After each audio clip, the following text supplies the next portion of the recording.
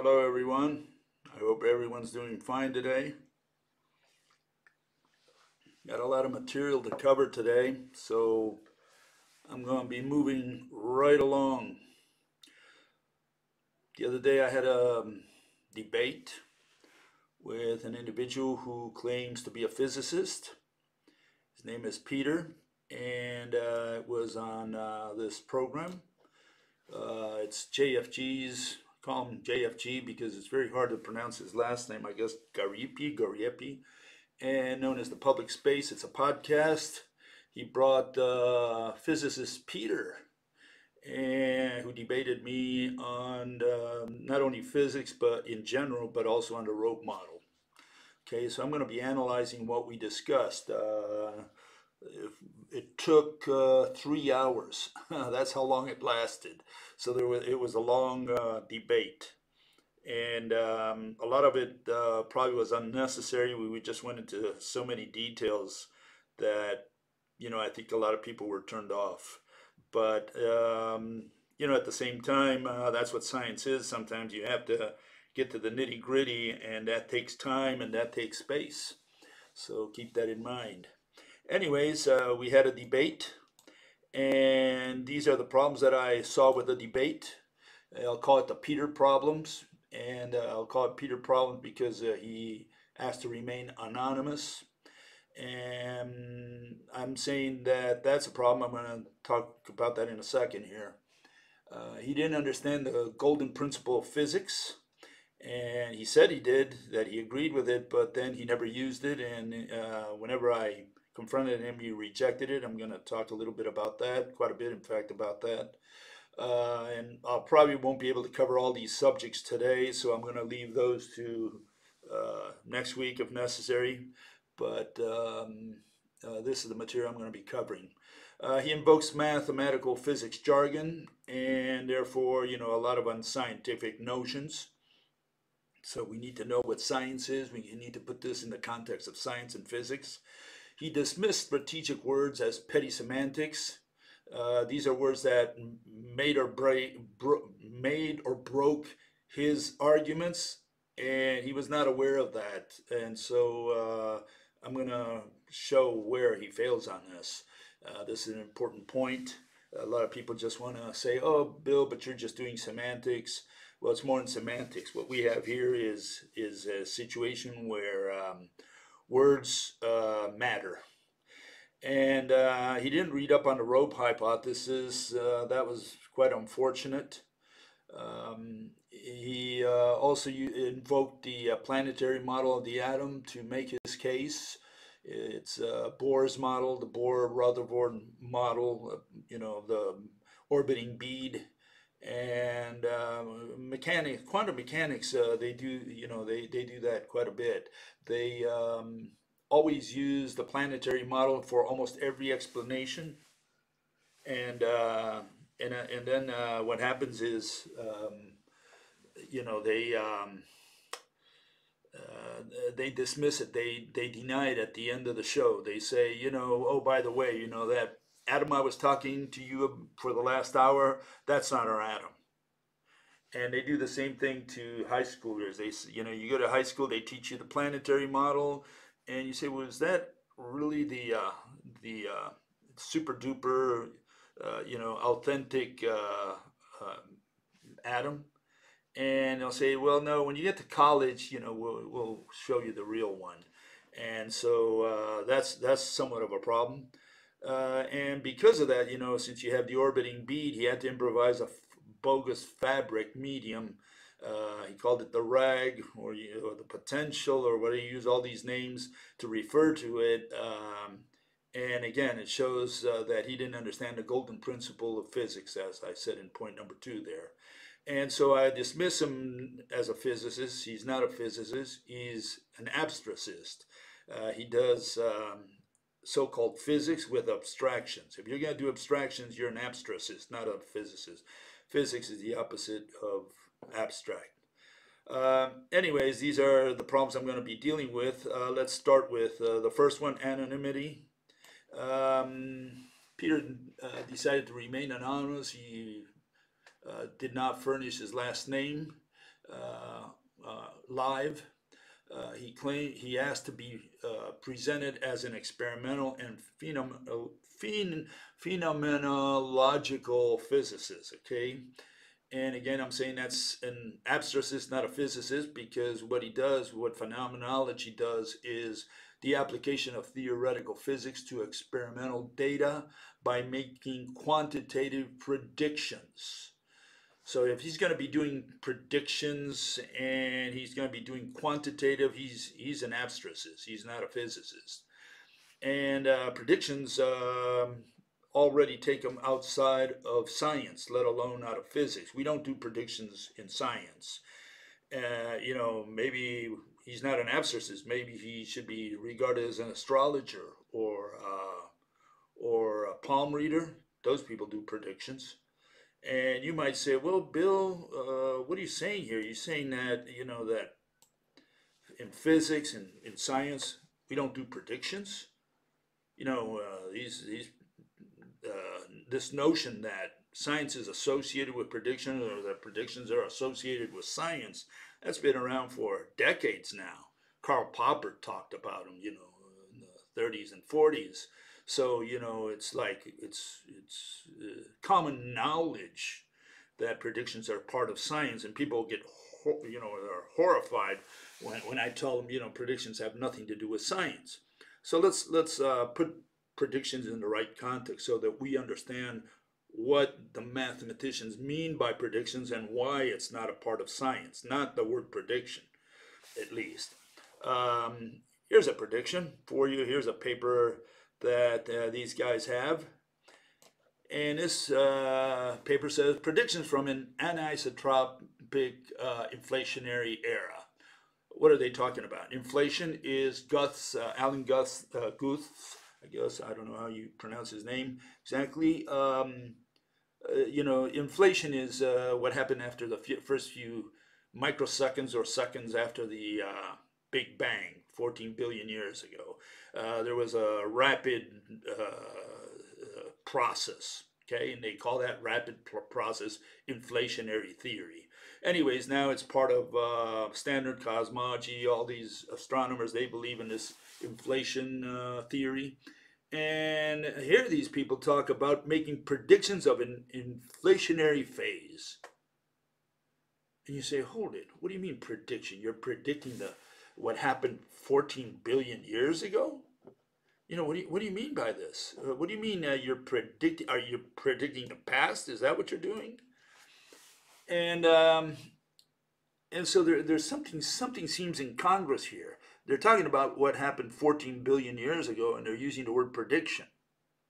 And you're saying, what can that possibly mean in that context? What could the word prediction mean in the context of 14 billion years ago? Usually we predict the future, not the past. Imagine you go to the astrologer, and he said, I'm going to make a prediction. I said, okay, make a prediction. He says, I'm going to predict when you were born. Huh? What do you mean? And through some kind of trick, he found out my birthday. He says, I predict you were born on November 19th, 1952. Well, he said, it's correct, but is that a prediction? So something is wrong here. Something is incongruous. How can you predict what happened 14 billion years ago? And this is the context. The context is these people are not predicting. What they're doing is explaining, but they never realize that, they're explaining. They call that a prediction. They're making a model. They're making a model of what the initial conditions could have been or should have been 14 billion years ago in order to arrive at where we are today. It's kind of like this. Let me give you an example. 14 billion years ago, you say there were caterpillars. That's why we have butterflies today. It's more or less like that. So if we verify that we have butterflies today, we say, that confirms my theory that the initial conditions were, caterpillars. It's more or less like that. But what they're doing is explaining why there are butterflies today. It's not a prediction. It's like when I do predictions all the time. My famous prediction is the extinction. mass extinctions. What do I say? How do I phrase it? I say, well, imagine you were at the starting line of the Cambrian 542 million years ago, okay? So now if you're standing there, you can predict, quotations here, okay? You can predict, and I'm trying to explain extinction, right? Past extinction, but I'm saying, what if you were standing at the Cambrian line? You can predict that certain plants are going to periodically disappear. So the ferns disappeared, they were replaced by conifers. Conifers disappeared, they were replaced by angiosperms, flowering plants. And when that transition happened, at some point there, that's when all the animals became extinct of that era. Why? Because all these animals, these dynasties of animals, forged a relationship with those plants for millions of years. They can't change their diet at the last moment. And so when the plants disappeared, they disappeared, and the new plants came out. So is that a prediction? No, I'm trying to explain extinction. I'm trying to explain extinction based on the fact that, plants have been replaced periodically over time. So they call that a prediction. It's not a prediction. I'm trying to explain a mechanism, how Mother Nature does mass extinctions. Well, it's similar to this. What they do is they go back in time. They say, if these were the initial conditions right after the Big Bang, we should expect this to be observed today. It's not a prediction. They're trying to explain why we ended up the way we ended up. That's what they're doing. They call these explanations, they call them predictions. They're simply running a thought experiment in which a movie they want you to watch, and they say the reason we have galaxies and stars and gases and matter and it's the way we have today, it's because this should have happened sometime in the past. That's what they're doing. It's not a prediction. So no, we don't do predictions any more than, whether, and it's interesting. I looked up deductive and inductive predictions, and they don't use essentially the word prediction. What they say, they use the word explanation. You can look it up yourself. You'll see that the so-called prediction is really an explanation. They're trying to explain something. And so they go through this inductive and deductive reasoning, deductive being, when you can guarantee the result, that's math. And then they have the inductive one where it's usually qualitative explanations. And they're trying to explain something. They're trying to explain some result, and they say, if A and B, then C. That's not a prediction. It's not a prediction. What that is an explanation in one case, a description in another. That's all it is. So no, there are no predictions. We don't do predictions in science unless you can justify what a prediction is. Prediction is what astrologers do, and they want to dismiss that as, oh no, those are prophecies. Well, yeah, there is no difference between a prophecy and a prediction. The only predictions there that you can say relate to science, and they're really not, is like when you do an experiment. You can tell me the exact result of an experiment. Then you could talk about doing predictions. And since nobody can do that, there are no predictions. All we have is intelligent guesses. And I always give that example of the guy who lets go of his pen 100 times and says, I can predict the pen is going to fall to the floor. Unambiguously. I said, okay. So he does it 100 times. And I say, okay, I'll bet you a beer that now it won't fall to the floor, because usually it happens on the 101st time that you do it. He says, you're crazy. Oh, well, let's try it. Okay, so he lets go of the pen, and this time it doesn't fall to the floor, it stays in the air. How did that happen? See, you didn't predict. It stayed in the air. It turns out I have a couple magnets that are holding the thing up in the air. So he's counting on gravity. He wasn't aware that I had these two magnets, so he didn't predict. He was guessing. He had an intelligent guess that based on his experience, it was going to fall to the floor, but he wasn't aware that I had two magnets. I cheated, yes, but I won the beer. Okay, there is no such thing as prediction in science. We do not predict. What we do is explain. So if Peter, what he does is do predictions, then he's already on the wrong foot. And by the way, I do want to commend him. On the other hand, it's not all negative I got to say about him. I think he's a pretty intelligent guy. You know, unfortunately, he's using his intelligence to do quantum mechanics. And the only thing I can recommend to him is that, you know, he get out of the particle model, because he's not going to answer any questions with particles. But on the other hand, he is, I think, a serious researcher, and that is commendable. I have a lot of respect for that. Okay, so I want to put that on the line as well. Anyways, what are the problems with what what Peter was saying?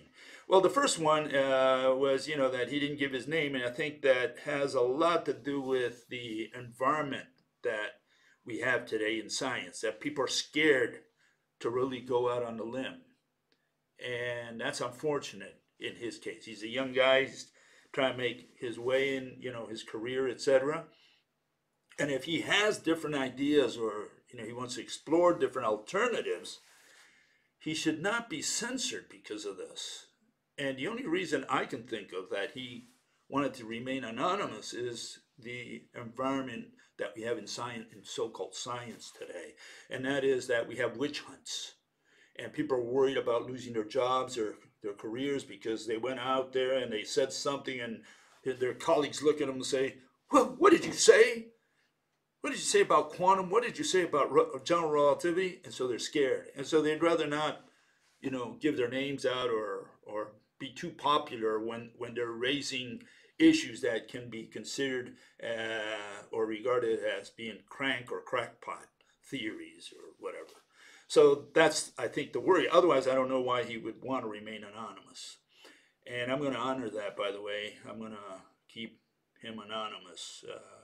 He can come out of the closet on his own. You know, I'm not going to out him using this in scientific context. Okay. The first issue I had. Let me put that up there one more time. Where is it? The problems. Anonymity. The second one, he didn't understand the golden principle of physics. Let's look at that one. Here's the golden principle. I said I hinted to him that, you know, the golden principle of physics is that physics requires an object. You can't do physics without an object. And Peter says, probably you're right. And then shortly after that, he said, you do need an object. Well, he said all this, but he doesn't understand the contract that he signed here. You know, how can you say that you need an object and then the rest of your presentation you do concepts? And again, every word in the dictionary can be divided into two categories: objects and concept. There is no third category. If you do, you have to tell me in what way it's different than a concept or an object. So what is an object? It's that which has shape. That's what it is. And a concept is a word that invokes or embodies two objects. You need to define the word object before you define the word concept. Object is to one what concept is to two. Okay, that's the beginning. That's the starting point. Okay, and but we never got to a real definition of object. But I'll get to that in a second. So where's the problem? The problem is that Peter sends me 4 papers. This was ahead of the debate. Okay, sent me 4 papers, and I read those papers. And it turns out that they contain no objects whatsoever. They're all concepts. And for a guy who says that he agrees that there has to be an object, that's kind of weird. We got a problem. We got to resolve that. There's a problem there. Okay.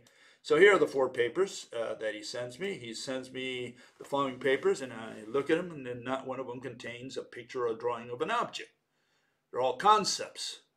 And JFG last time, not this time around, but the previous time when he interviewed me online, he came up with the idea that, well, concepts always implicitly have an object underlying them.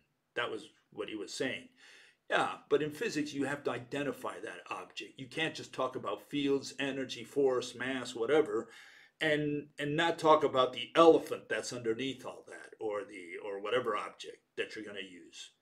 So the object must be identified, and we don't have that in all of mathematical physics. In other words, if you look at all the invisible mediators, like for light, for gravity, for magnetism, etc., we don't have, the mathematical physics does not provide the invisible mediators.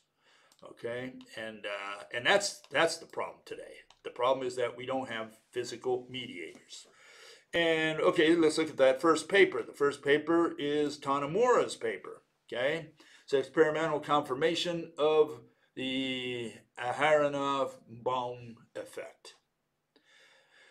Okay, so what do they talk about? Well, in this paper they talk about the existence of an effect. That first line already is unscientific.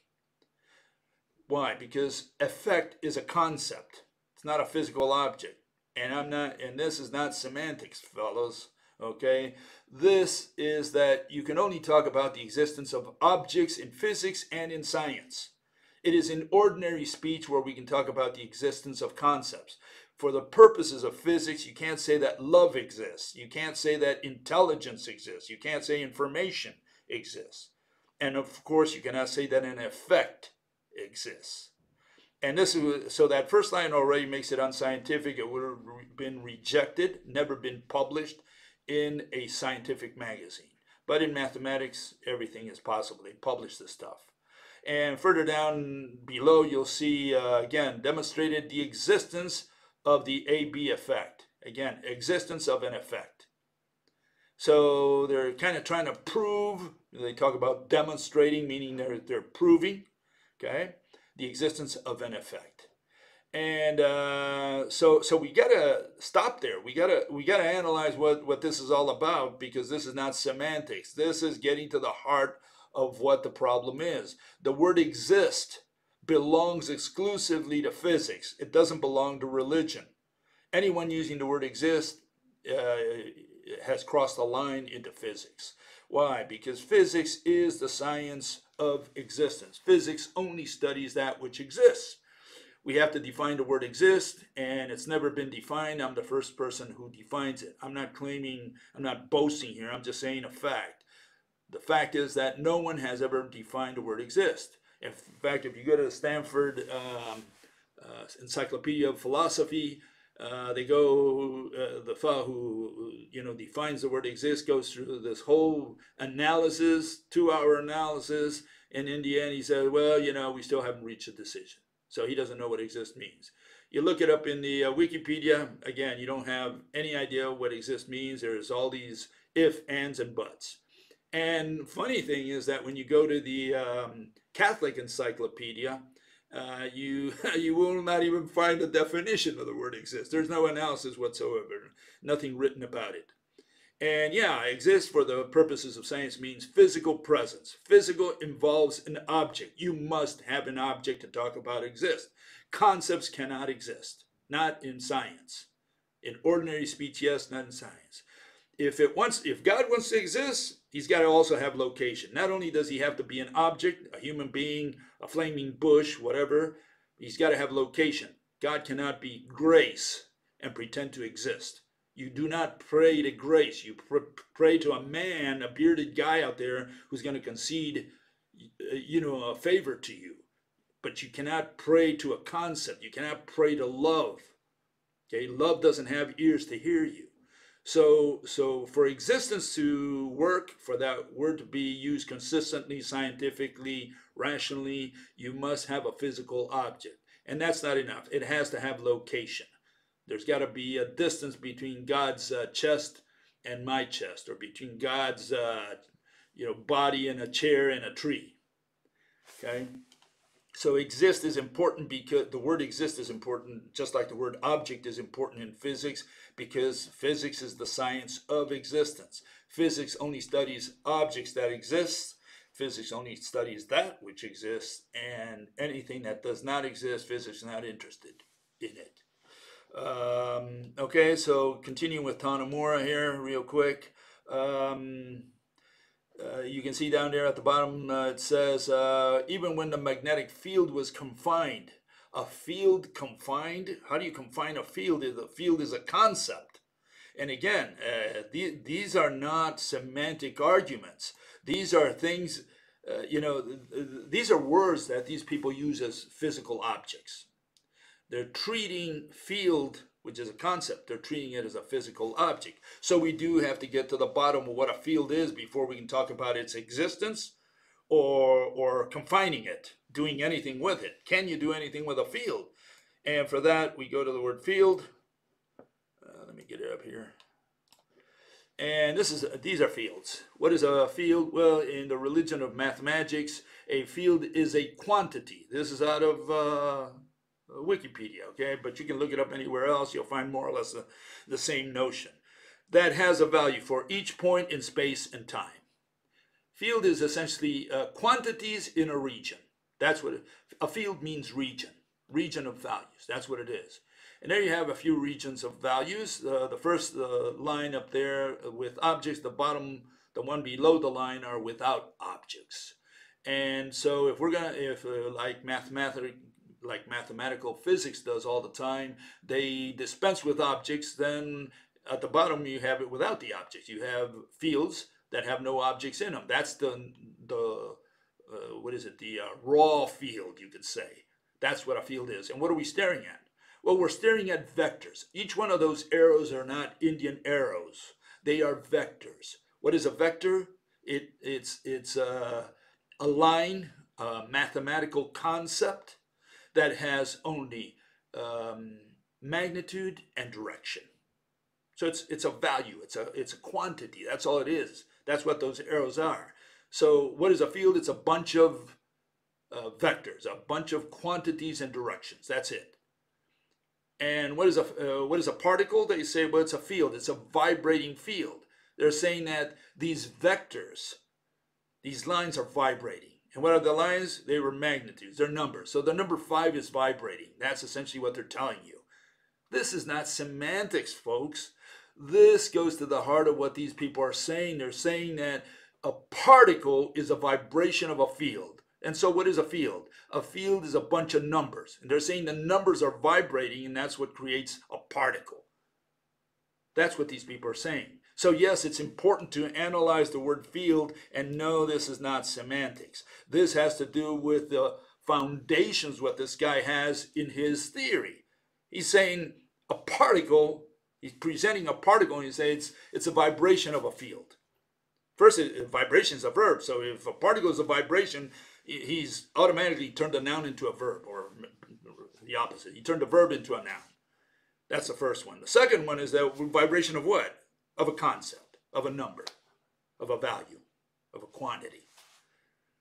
So this is the issue. The issue is there is no physical object called field, and these people are treating the word field as an object. This is the problem.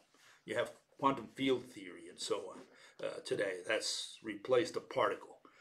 So Tanimura already has a bunch of problems with his paper, and this is just the abstract, by the way. So we have a problem with existence of effects, of concepts. We have a problem with a field, but then we have a bigger problem here also. It says measured between 2 electron waves passing through spaces inside and outside a tiny ferromagnet. Electron waves? What are they saying here? How can we have electron waves when the same Tanimura wrote a paper which I analyzed in my video, the one about the slit experiment? You can look that up in my site. You'll find the slit experiment in there. I talk about Tanimura's paper, and here it is. This is his paper, the one at the bottom. We have Mr. Merli, an Italian group that handled 1 electron at a time, or so they claimed. Tanimura handled single electron buildup of an interference pattern. So he says he handled single electrons. So he's treating the electron here in this paper, he dealt with it as a particle. Now, in his new paper, he treats it as what? Treats it as a wave. He said electron waves passing through spaces. So we got a little bit of a problem here because, you know, these people use the wave when it's to their advantage. and then they treat it as a particle in another context. You see what's happening here? You know, we have here the electron waves, and here in this one he talks about single electrons. In other words, treating it as a particle.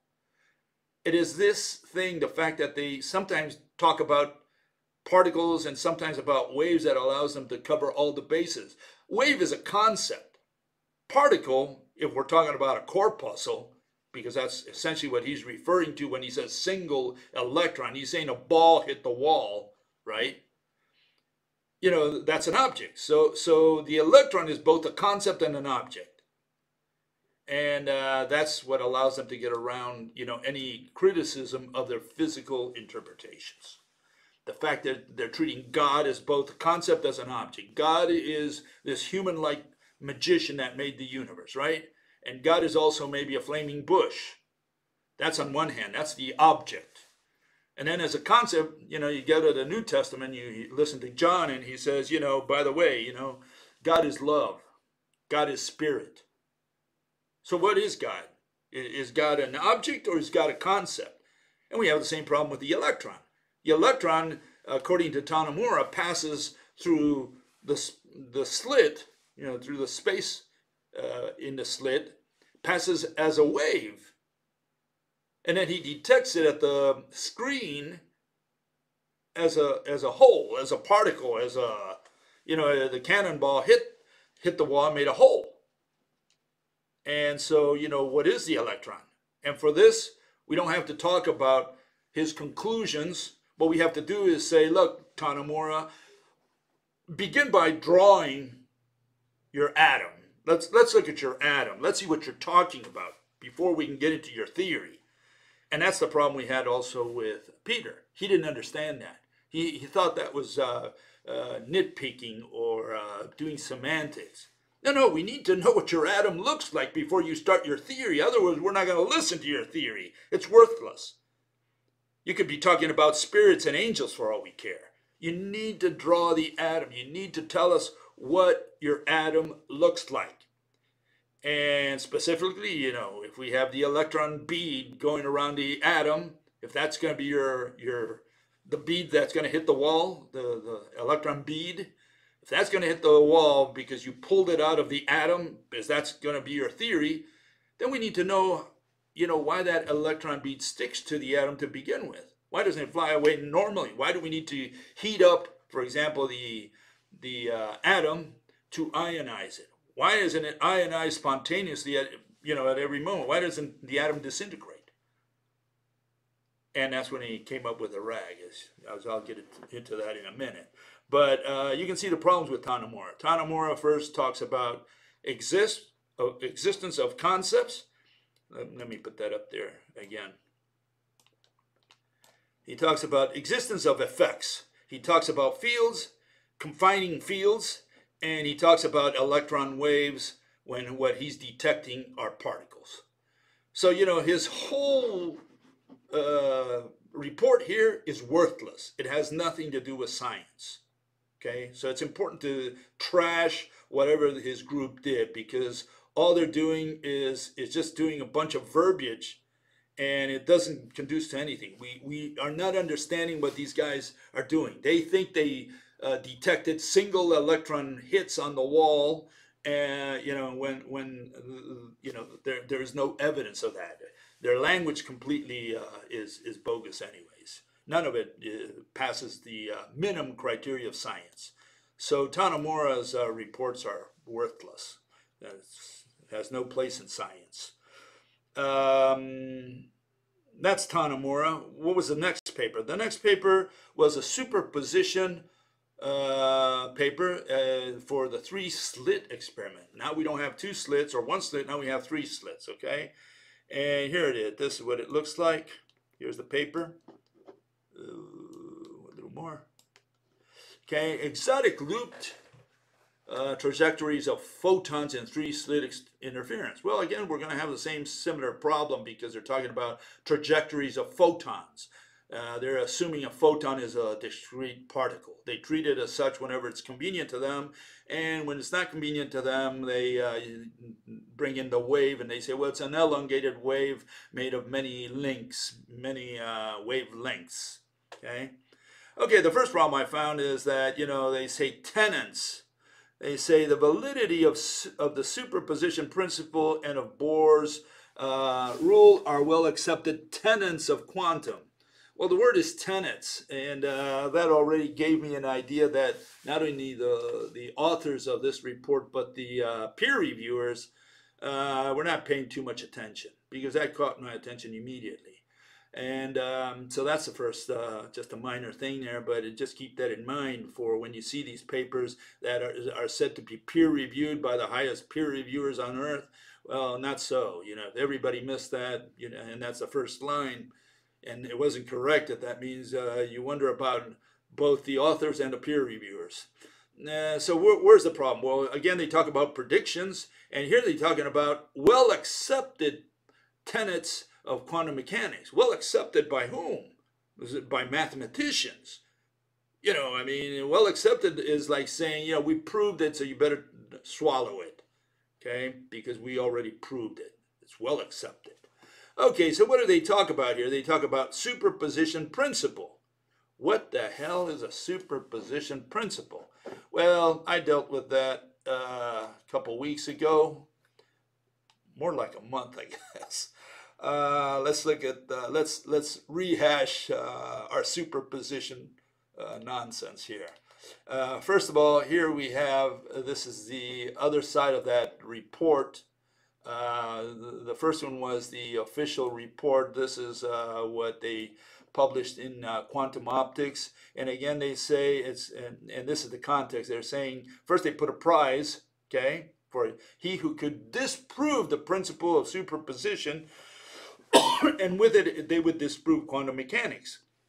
And so first they offer a prize, and second, which is very unscientific. Science is not a beauty contest where you get medals and prizes. Okay, and second, they talk about disproving. Okay, again, has nothing to do with science. Disprove means that you do not believe. That's what it means. They've already proven God to some people. They disproved it to other people. So who's right? Well, it depends on your personal beliefs. So disproving and proving have nothing to do with physics. And again, to investigate whether superposition really occurs in nature. So they're talking about just verifying whether something occurs in nature, and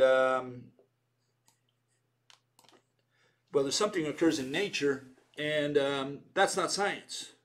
Science is about explaining why or the cause of something, not to say that it does occur. If I throw a stone through the window and break it, and they say, well, why don't you repeat my experiment to see if it's true? And so now I throw a stone through a window and say, yeah, it's true. Every time I throw a stone through a window, it breaks it. Is that science? Or is science understanding how the window broke, explaining how the window broke? But to repeat an experiment like, throwing the pen, letting go of the pen, letting it fall to the floor constantly, say, well, yeah, pen always falls to the floor. Is that science? Is that physics? That's the point. The point is that we need to understand what causes the pen to fall to the floor, not to run an experiment a million times and say, yeah, the pen always falls to the floor. I did the experiment repeatedly, so I'm doing science because of that. Okay, so superposition. What did we cover a couple weeks ago or a month ago or whatever? Here's superposition and decoherence. You got both of them here pretty much. Superposition means you can have two states of a particle at the same location. And then the other one is that you can have the particle at two places at once. That's decoherence. Okay, so we have the superposition and decoherence right there, and this is not mine, by the way. This is from the official people of, this is the party line, from quantum physics. And if you still didn't understand, well, maybe you can get a better glimpse here where we have, what's his name, Dr. Quantum. And he does decoherence with particles as always, you know. So let's start at the beginning. Let's wait here for a second until it starts at the beginning. Um, you'll see in a minute how Dr. Quantum cries. I like that. I put that in there, you know. You'll see it here in a second. He's crying because he can't figure out how this universe works. That's why he's crying, okay? Anyways, he starts out with a marble machine. So he's going to do it with particles. And with particles, he gets one slit and he gets just one line. Puts two slits, you're supposed to get two lines, but he always does it with particles, and now he gets, you know, the fringes. Okay, that's the slit experiment. Then he tries one bullet at a time. And since he can't explain why it also produces fringes, what he does, that's the explanation he does, he says, well, what we have is that the particle is at two places at once. And then when it goes to the blackboard there, or the screen, whatever is behind that, then he says, well, the particles now, you know, are both at the same place at the same time. So what they're doing is cheating. They're saying, you know, since we cannot explain this rationally, what we do is we say that the particle is at two places at once when it hits the two slits. There's only one particle, but it's at two places at once. And then when it goes to the screen or to the blackboard there, what happens is the single particle comes back together and forms a single whole, you know, on the blackboard. And yeah, no, that's why he cries, because that's the best he can do to explain, you know, the slit experiment. And this is cheating. This is cheating first because, you know, first they play around between particles and waves, you know, and I always like an analogy for that, you know. I said, did you see the leprechaun? Yeah, I saw him, and I tried to grab him to steal his gold. And what happened?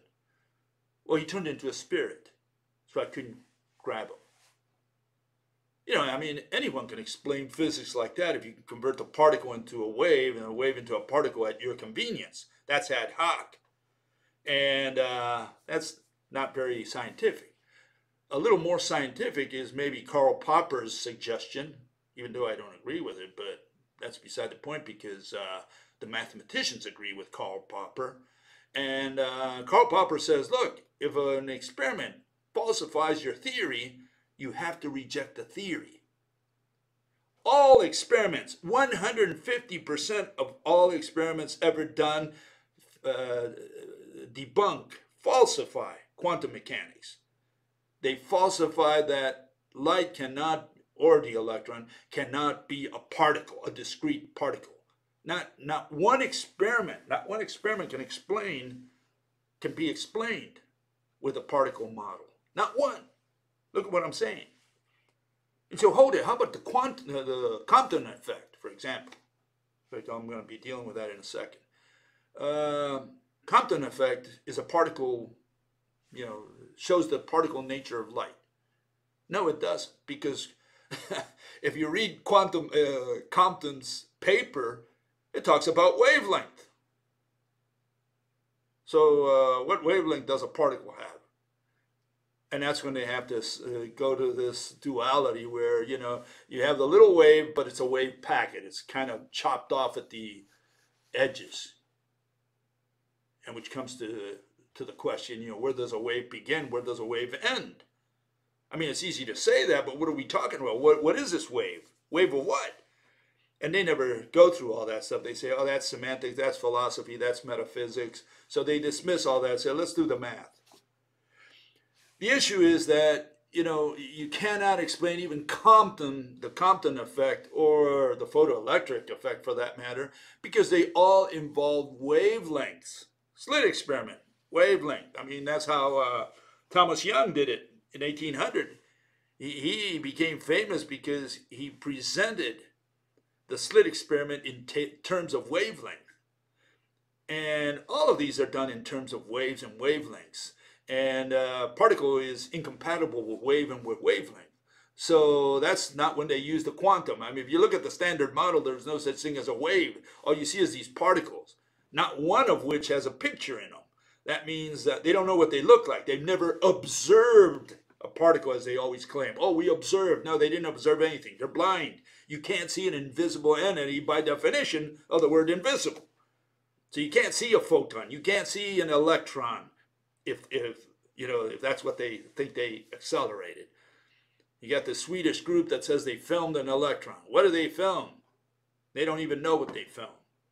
Anyways, the point here is the following, that you need an object. You need a physical object before you can do physics. You have to identify the invisible object, the one that's doing the phenomenon, the thing that you're looking at. And they can't do that. That's why we don't have a picture of a single particle in the standard model. Okay? And so, yeah, that's the problem that with decoherence and with superposition. These people are talking about, let's see if I can get this back up here. Where is it? Three slicks. Here it is. So they talk about superposition principle, but what they're saying is that they believe that they're dealing with particles, with discrete particles. That's the first one. And you can see that in the rest of what's underlined there. Observed such paths. The paths of what? Of a particle. Okay? And they talk about experimental observation. What do you mean observation? Did you observe the particle? No, they did not observe the particle. Like Tanamura, they observed the effects of something that was visible. They observed a concept. They watched a movie of something that they could not identify. They saw the curtain move, and they assumed that it was a spirit. That's what they're saying here. And this spirit in quantum mechanics is known as a particle when it's convenient to talk about a particle, and a wave when it's convenient to talk about a wave. And here they're talking essentially about photons, about particles, about trajectories of particles, because they can't really talk about a trajectory of a wave. Even though quantum says very clearly, and this is, you'll see several authors on this out there, that light travels as a wave and departs and arrives as a particle. So they cannot talk about the trajectories of particles because quantum says that light can only travel as a wave. So what do? They say, well, yeah, it's a wave packet. We have a wave that's traveling, but the wave is chopped off at one end and at the other, and it's a little packet of a ball of energy. So they have the particle mixed with the wave at all times. They need the wave because they need to talk about wavelength and about frequency, and then they need the particle for the impact. And so in between, emission and arrival, what happens to that particle? What is it? And they say, well, it's both. It's a wave and it's a packet. It's a packet of energy, whatever that means to you. It's a vibrating whatever. And unless they tell us what is vibrating, unless they tell us what it is, are we talking about a little ball? Or are we talking about a little spring? What are we talking about? And they never will be able to tell you that, because in order to tell you that, they have to make an assumption. They will never be able to see it, and they will never be able to determine that indirectly. All they can do is do some armchair physics, sit back and say, what could it possibly look like that could be doing all these things? That's the only way to come up with, what physical object mediates light, the atom, etc., gravity, and magnetism. Okay, so what do they say? They say they have excitations of surface plasmons. What the hell is a plasmon? So you look it up, and it says in the religion of quantum mechanics, a plasmon is a quantity, an amount of plasma oscillation. It's an amount of oscillation. Just as light and optical oscillation consists of photons, the plasma oscillation consists of plasmons. What is a plasma oscillation? It's a rapid oscillation of the electron density. We have oscillations of density. Does any of that make any sense? They have oscillations of concepts. This is not semantics, folks. This is what they're going to be telling you is a particle. They're treating these things as things, these words as things. and they're not things. A thing is that which has shape. You should be able to draw it. You should be able to illustrate it for someone, so someone looks at it and says, oh, okay, I see what you're talking about. We can't have that in quantum mechanics because they can't tell you what they're talking about. And they confess, here they say, what is a plasma? Plasma is an oscillation. And what is oscillating is a density. So you figure it out. So none of these reports that I was sent are scientific. They have nothing to do with science, let alone with physics. That's the bottom line on all these. Okay, the third or fourth, I don't know where I'm at now, but not important, was this Compton scattering. Again, we get Mr. Compton, we resuscitated him, and he talks about single particle excitations. Again, he's already determined, whoever did this report, they determined that we're talking about particles, and they're single, lonely, discrete particles, and these particles are being excited. And so they've already have this a priori notion of what they're going to be doing. They've never seen a particle, but they're already assuming that it's a particle. Where did they get this? Where did they get the idea that it is a particle? This is an assumption, and their assumption is wrong. There is no such thing as a particle out there. And again, you can see it everywhere in the report. It says multiphoton. Again, you get the word field out there. What is a field? Well, if you look it up, you'll find that it's a vibration of an excitation or vibration of a particle is a vibration of the field. That's what it is. So they go with this, this circular reasoning where we always end up with concepts. You never end up with an object. You never end up with a stone in quantum mechanics. Again, they talk about observation. They observe fundamental linear X-ray matter interaction. They're observing interactions. So what did they see? I mean, you can say you saw a tree. You can say you saw a dog. You can't say that you saw running. And here they're saying they saw interaction. They saw running. They didn't see the dog. Okay? Again, they're talking about two identical photons producing a single photon. And that's, again, this notion that they have that of superposition, and maybe if you run that in backwards, you'll get also decoherence, where a single photon somehow turns into two photons. Momentarily, virtual photons, they deal with all these abstractions to try to give a physical interpretation to what they're seeing in the lab. They never saw anything. All these are assumptions, and they're irrational assumptions. Because for a particle to be at two places at once already has to tell you that you got to reject your assumption and not, force your theory. And again, we measure scattered photons with an energy of blah, blah, blah. Okay, so again, they use the word energy, a word that has never been defined. Richard Feynman says we don't know what energy is, and of course they'll never know. They'll never even bother to define these terms. They don't care. They don't care about language. That's semantics as far as they're concerned. So they dismiss all these things as, petty arguments. They just want to do some lab work, put an equation, and get a Nobel. That's it. That's all they call that science. Okay, so as you can see, none of these reports are scientific. That's why they're not even worth even the time I'm spending analyzing them. But just so that you know what's going on here. And talking about here we talk about knowledge. This same report, if you look it up, you'll find this on the internet. Okay, let me make this bigger so I can read this. My age, you need to make things a little bigger. What did we do, it says. And again, they're talking about this X-ray Compton scattering. And they said the most fundamental interaction, this is what they're investigating, right? Interactions between rays. Rays? Rays is a concept. There is no physical object called a ray. There's no physical object called a beam. Beam and rays are figures of speech. What they're saying is that they have a flow of photons, and they're going to call that flow, that whole thing, they turn the row of apples, they turn it into a line. That's what they're doing here. And they call that line a ray, or they call it a beam. And so now they forget about the fact that they're dealing with discrete photons, and they say, now we're going to talk about interaction between rays. And that shorthand is unfortunate because all that does is show that, that they have no idea of the physical interpretation. What did they observe? They observed a process.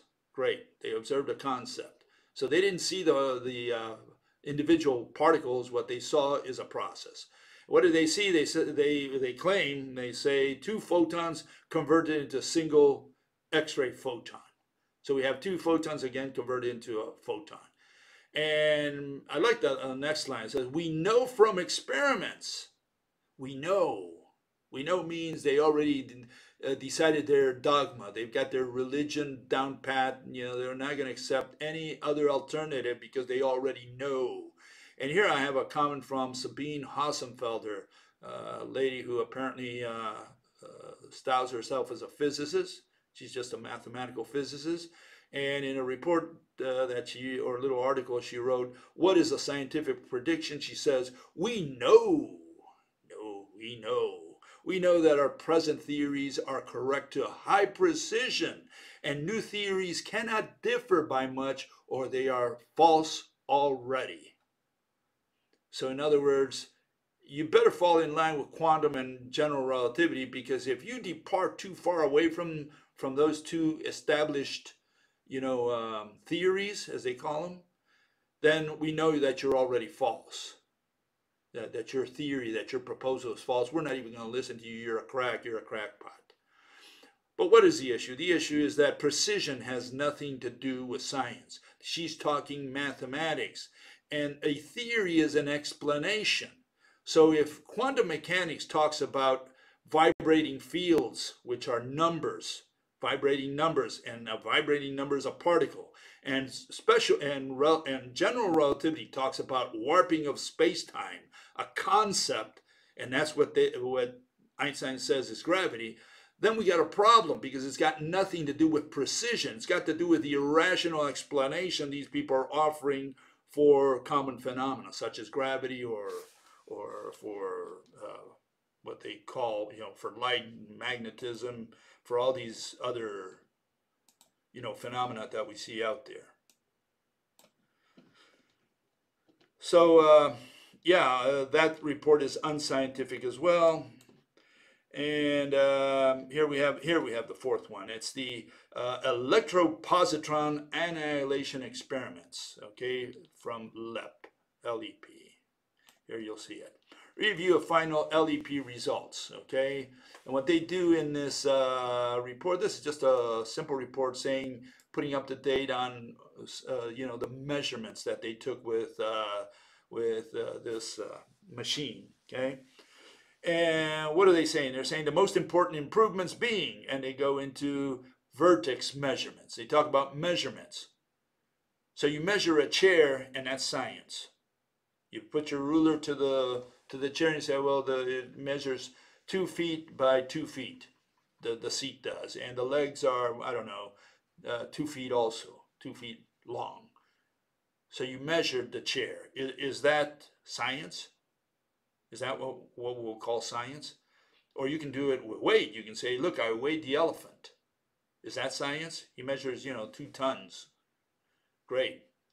Or you say, look, I clocked the lion. He runs at 30 miles per hour. Great. Is that science?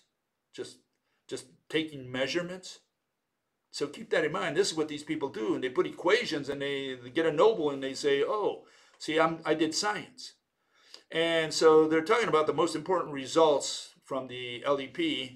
And again, it's all about measurements. Okay.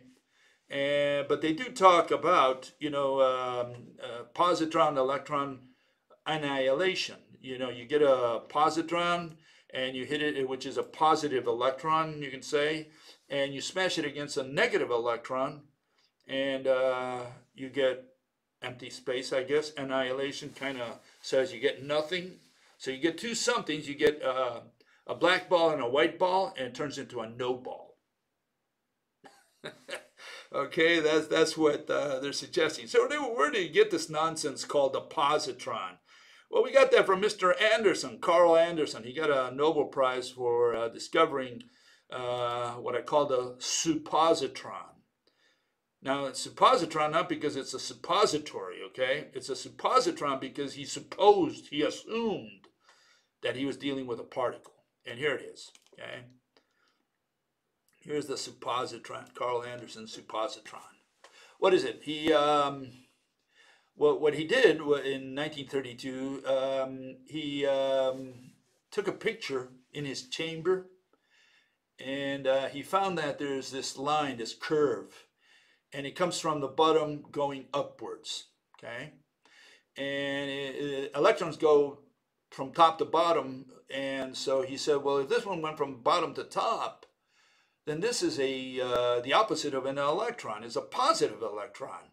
And so he came up with the positron. I'm not sure if he was the guy who named it, but the point is, since then it has been called a positron. Positron is supposed to be a positive electron, if you can think of that. And so we have the positive electron, the negative electron, and when you combine, when they touch each other, they turn into nothing. Okay? And so he got a Nobel for this, for discovering this thing. And what are the problems with it? Well, the suppositron, again, is a supposition. Why is it? Well, you see the blow up there, and you can see that there are some little, it's not a continuous line, like there are gaps between it. So the question is, did the suppositron jump like a jumping bean as shown on the right? Did it make a hole and then jump up and then make another hole and jump up and make another hole? Is that how this line was made? And you can see that I put a little drill bit next to it. And you say, why the hell did Bill put a drill bit? Well, because the pattern there looks more like a drill bit. See, it never occurred to Anderson or to any of the quantum people that they're not staring at particles, that they could be staring at something else.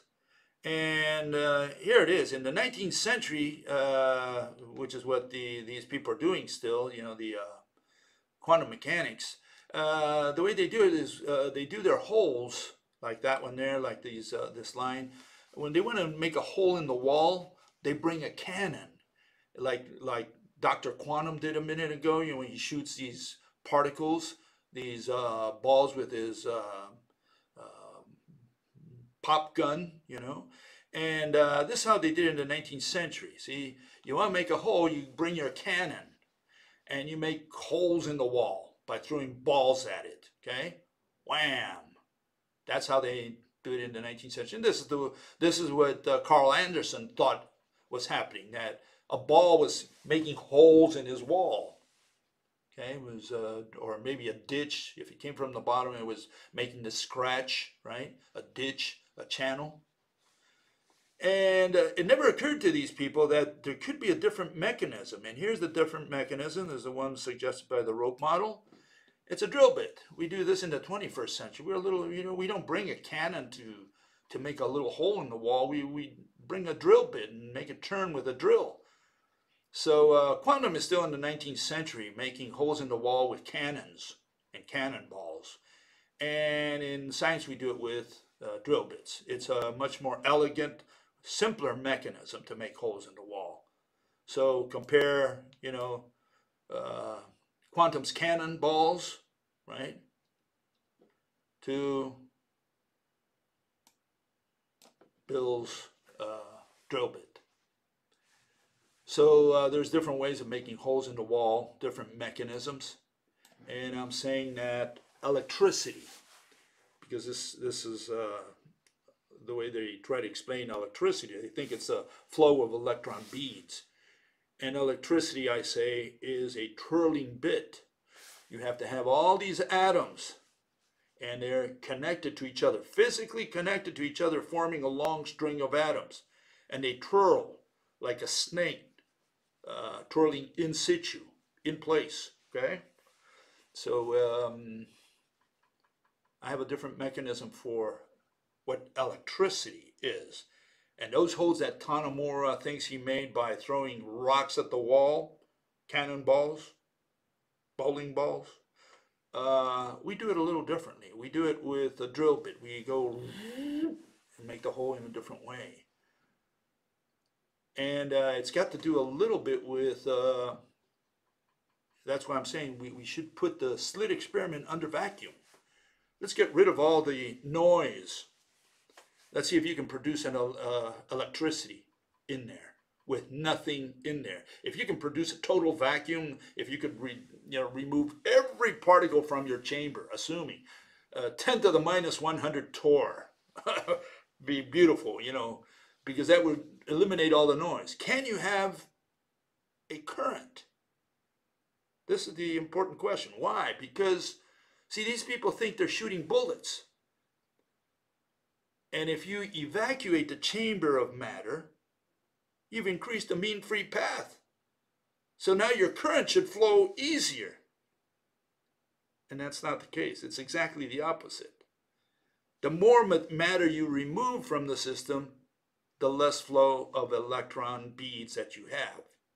In fact, you won't, if you remove all matter, you won't have any current whatsoever. Because, since we're out of time, I'm going to continue next week. I'll just say the following. There's three mechanisms for what electricity is. Two of them belong to the religion of quantum mechanics.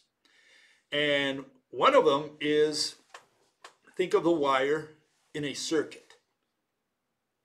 And they say, well, how does electron flow? Well, first of all, they spiral.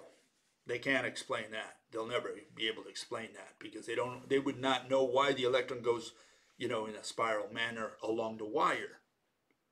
That's the first one. But then there's another problem, and that's that, with a wire, they say, okay, the electron bead goes from atom to atom. It just goes to the outer shell and just continues from shell to shell. But when they're dealing with a slit experiment or with a vacuum chamber, they forget about the atoms.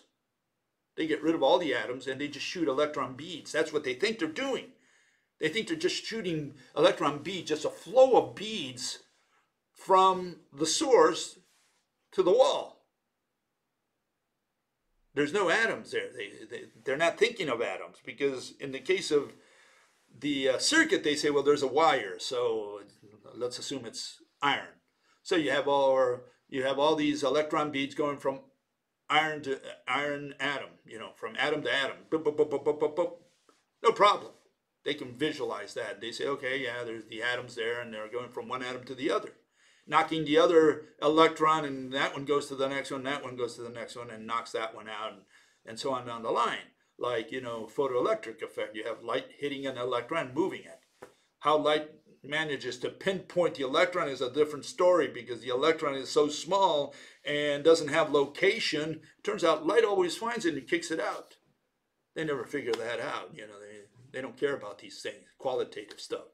Okay, but the question is when you evacuate a chamber, now you don't have any atoms because that's what evacuation means. That's what vacuum means, that you removed all the atoms.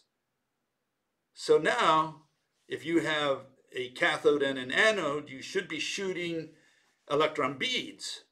Just a bead, just a little tiny bead, bunch of them, gazillions of them, from one electrode to the other. The mean free path has to be much greater now because you removed all obstacles. There's no obstacle. You have perfect vacuum.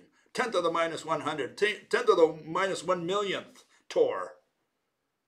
So now the bead should flow easier. If you shoot a billion beads, none of them should recombine with anything because there's nothing there. All billion beads should go to, from one place to the other. They should all hit the anode in this case.